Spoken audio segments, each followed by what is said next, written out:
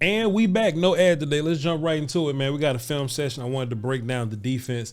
I thought the defense did well. You know, we had some blunders in the passing game or whatever. You know, the cornerbacks gave up a couple big plays, but I think for the most part, you know, we did well in terms of pass rushing. We did well versus like, you know, run stopping, being physical, things like that. And, you know, some of our guys, man, they had some games. And, you know, I was talking about some of the dudes that's in this room, this D-line room. It's going to be hard to get rid of some of these guys, right? Most of our starters didn't play, you know, whether it be Osa, I don't think Darren's played, you know, like D-Law, Micah, those dudes didn't play. But just the dudes that we just had, like, to play, like Basham played well, you know, Billy D. You look at the, you know, the guys on the inside. Neville needed more reps. Mike McCarthy came out and said Neville didn't get many reps during the joint practice, so he made up for his reps in the preseason game. That's why he played so much. You know, Tristan Carlos Watkins. We just played well in terms of the front seven guys, specifically the D-line. So I just kind of want to show y'all a couple of plays, man. This was one of my favorite ones, man. This is like team defense, and anytime we get team defense, I just get blown away. I just gotta give myself, you know, I just gotta smile. I can't stop myself from smiling, bro. Take a look at what we're doing. Take a look at Carlos Basham and Izzy right now, right? Carlos Watkins, Terrell Basham, and Israel Mukwamu, right? They're going to hold their point right here. It's team defense, man. They're going to come up. They're going to occupy their man. They're going to fill up their gap, and they're going to force this cutback by this running back here. Now, in real life, what's supposed to happen, number 50, Devin Harper. All right, cool, rookie. Number 50 is supposed to make this play easy peasy lemon squeeze. Like, you got these three blockers right here. The three of these guys are occupying the blocks. Harper should be running free right here. Not the case. He gets you know, scooped up, blocked by the center there. But luckily, we just got Bohanna coming from the backside. Let's take a look at him from the beginning here. We got Bohanna lined up over the center. He's going to defeat his block, get over it, come across, and make the tackle. And that was all possible because these first three guys playing point forced the cut back there. That's really good team defense. Really impressive by the Cowboys. Two guys I want to look at. I thought this was pretty hilarious how they dealt with Bohanna here, but we're going to look at Bo, then we're going to look at Dante Fowler here. Dante Fowler is going to be a dude for you. He had a really good game. Let's take a look at Bo first. You know, 75, I don't know if he thought he was trying to combo him. You know, he put the little chicken wing out there like he was going to touch him. He ain't really touch him, you know what I'm saying? Got a feel, so it ended up being a one-on-one block with Bohanna versus center. But at the end of the day, we have to win one-on-one blocks, right? I don't care, you know, oh, well, Voch, if he'd have double teamed him, he wouldn't have made the play. Well, if they'd have double teamed him, then 45 Jefferson would have made the play, right? But we get the one-on-one block, and there will be one-on-one block opportunities. So if you're Bohanna, your job is to defeat that one-on-one block, and he does. Just a little bit of power, boom, drive, release, get rid of him. Kind of like he's two-gapping almost, but he was one-gapping. The two-gap exchange, pretty good by him. And I just want to look at Dante Fowler at the right defensive end on the offensive left right here. Look what he did to the left tackle, man. It's just easy for him. Hey, man, a little bit of knee bend. He's going to start with the elbows cocked, explode, get off of me, sir. Come over to make the play on the run, man. I like the idea that the Cowboys wanted to fix the run defense. They wanted to come in and make this emphasis in the offseason and in training camp. Hey, we got to get better versus the run. Because if there was any impediment to the Dallas Cowboys in the playoffs, it was the run, man. So, you know, I just like the idea that Mike McCarthy wanted to get those dudes like super ready, super acclimated to, hey, man, we got to get better here. So, you know, buckle up your bootstraps there. Take a look at Neville Gallimore in this play. Neville Gallimore just showing his quickness, showing his awareness, getting down the line, getting square. Oh, come on, Neville Gallimore. Come on, Neville Gallimore. Let's see, how did he come off the line of scrimmage, right? He came off like he was ready for power, right? Neville Gallimore came off, stayed square, stayed pretty much at the line of scrimmage, wanted to engage with the hands. I love that. Neville Gallimore early in his career, he's still young, but like 2 years ago, Neville would kind of lean with the shoulder sometimes. That's that nonsense that Oklahoma was doing, right?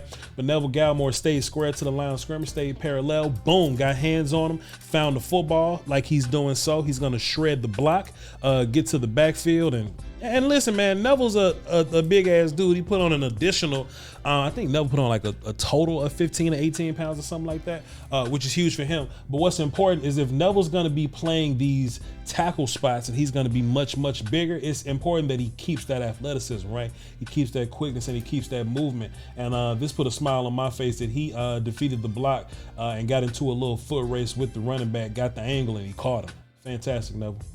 And it's one of the earlier plays from the best defensive player that we saw last Saturday. And that's no hyperbole. I'm not exaggerating. DaRon Bland was legitimately the best player on this defense, last weekend. And it wasn't even close, man. DaRon Bland's going to go in motion. And I like that DaRon Bland played a little bit of everywhere, man. He played inside, played some outside, man. He looked comfortable in both places. You know, he was covering well. He saw things well. He would drive on these routes, man. He'll really, break up some of those routes. He'll be long. And, right here, this is what I like the most. And I know, Coach Harris loves this the most. I know all of my true DB guys out there love this the most, man. But tackling, bro. Tackling, man, and listen, man, check out my guy Will Steele, man.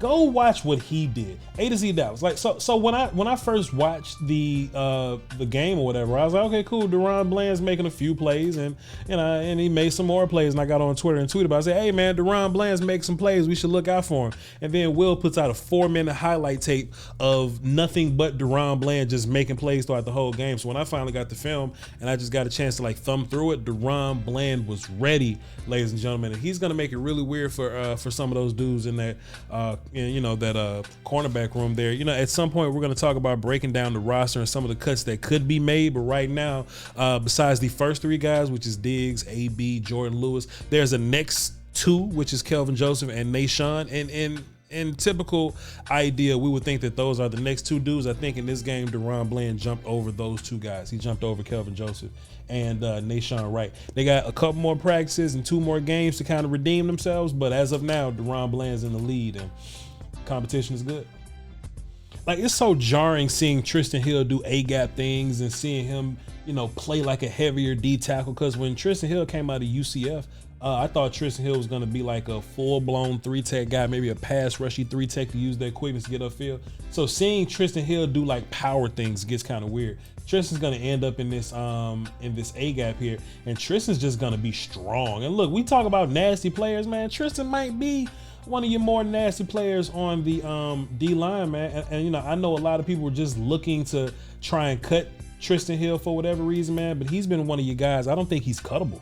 I don't think Trysten Hill is cuttable right now. I think as long as he's doing like reliable football things, off the field and not punching people after the game and stuff like that, Trysten Hill's going to be a guy for you. Look at the hand in the throat by Trysten Hill. Very old school. Hand in the throat with the extension. Get off of me, sir. And then we're going to come over and get the ball carrier. Fantastic. And then we're going to get a little assist from Billy D. Sam Williams here over on the left side. So Trysten and Sam coming together to make this tackle. But good job by Trysten, man. It's going to be hard for that dude to get cut, man. One more thing about Chauncey before we leave. There was a big storyline about Chauncey gaining his weight and playing on the interior. When we drafted him from Iowa, he was more of an end character. And then his rookie campaign last year, he played mostly defensive end and 3-tech sometimes. Chauncey put on 20 pounds, so now he's going to be playing like sometimes 3-tech, sometimes 1-tech. So it's going to be important for Chauncey to like really embrace the duties of interior defensive tackle. And sometimes that ain't really got nothing to do with getting pressures and nothing like that. Sometimes it's just taking up blocks. Let's just take a look at Chauncey Golston freeing up our man Story Jackson here. And I know some Cowboy fans that were excited to see Story Jackson in action here. Action Jackson. But you see Chauncey basically like taking up both these blocks right here. We see boom, boom, boom right here. And Chauncey really giving that pressure to that, who is at the center? It's the guard. Chauncey really putting pressure on that guard, man. Like, it technically was the guard responsibility to move on, and my bad, y'all. It was the guard's responsibility to pass Chauncey along to the tackle to get upfield to block Story Jackson. But if Chauncey's really whooping your ass down there, you can't get free, then Story Jackson just gets to run free just like this. And boy, like, hey, let's get some of this for Michael when it's time. You know what I mean? when it's time to do regular season things, let's get Michael Parsons up in here and let him run free. Hey, man, I enjoyed the hell out of this game, man. I enjoyed watching film. It's been such a long time since we were able to watch film. So, you know, just being able to get football back and all that, man, it was super satisfying, man. It was just super satisfying to get this stuff going. And, hey, this is what regular season is going to look like. I know a lot of you have been with me for a long time, and I appreciate y'all for being with me. But for those of you that are new here, this is kind of what we do. We break down and do predictions, and we figure out the game. Then the game happens, the game comes out. We try to do a film session on offense, try to do a film session on defense. We'll break it down via live stream and things like that, man. So, you know, if you're enjoying the content, please hit the like button. That'll push all my content out to the algorithm, and we need people to see this, man. Please, if I ask y'all for anything, just hit the like button.